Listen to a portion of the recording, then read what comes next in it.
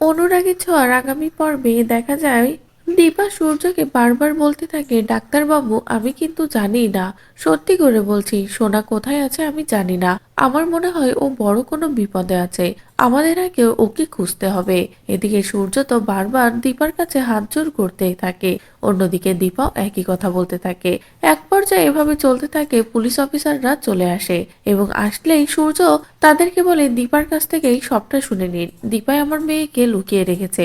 কিন্তু দীপা তখনও একই কথা বলে। এদিকে মিশকা নাটক করে আর বলে, আমার বিশ্বাস ও নিজেই আমাদের সোনামাকে সরিয়েছে, আপনি এক্ষুনি ওকে অ্যারেস্ট করে নিয়ে যান।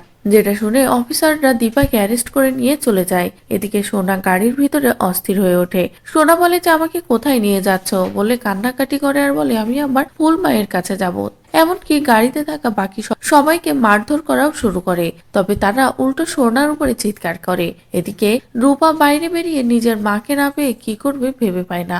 অবশেষে লাবণ্যর কাছে ছুটে যায়। তারপরে লাবণ্য ও রূপা মিলে থানায় এসে দীপাকে ছাড়িয়ে নেয় আর বলে দীপা নির্দোষ, ও কোনো অন্যায় করেনি, ওকে ছেড়ে দেন। লাবণ্যর কথায় দীপাকেও ছেড়ে দেয় অফিসাররা। তারপরে রূপা বলে এবার সোনাকে রূপাই বার করবে, কারণ ওই গাড়ির নাম্বারটা যে রূপা দেখে ফেলেছে। তখনই অফিসাররা বলে তাহলে চলুন আপনারা আমাদের সাথে, আমরা এক্ষুনি বেরোবো।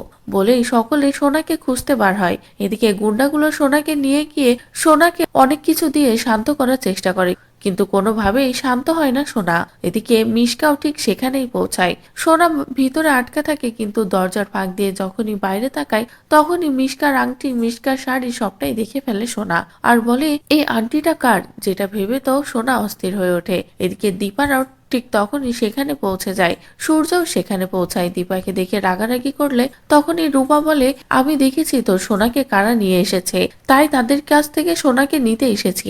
যেটা শুনে তো সূর্য বলে তুমি সত্যিই দেখেছো? তারপরে রূপা সবটা বলে।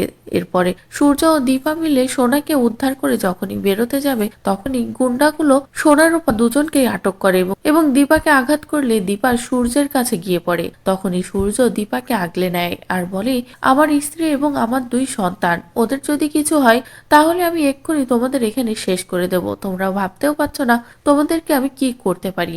বলেই তাদেরকে আঘাত করে সোনা রূপাকে নিয়ে যখনই বেরোতে যাবে তখনই মিশকা সেখানে পৌঁছায় আর বলে কি এসব হচ্ছে কি, কোনোভাবেই এসব হতে দেওয়া যাবে না।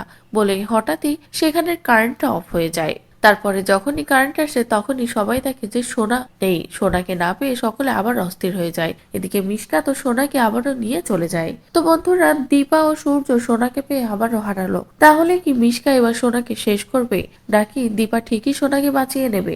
আপনাদের ঠিক কি মনে হচ্ছে তা অবশ্যই কমেন্ট করে জানিয়ে দিন। পরবর্তী আপডেট পেতে চ্যানেলটি সাবস্ক্রাইব করুন।